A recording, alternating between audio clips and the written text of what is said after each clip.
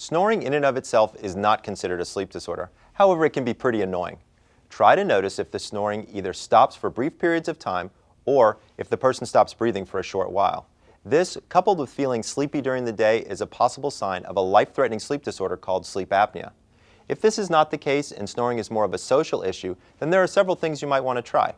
Nasal strips. These open your nose and allow for better airflow and less noise. Decongestants. These also open up the nose and airway to help airflow more freely and reduce noise. Snoring pillows. There are several pillows on the market that help position the head in such a way as to open the airway and reduce snoring. Sound machines. These can come in handy to help mask the sound of your snoring bed partner. And finally, move your partner to their side.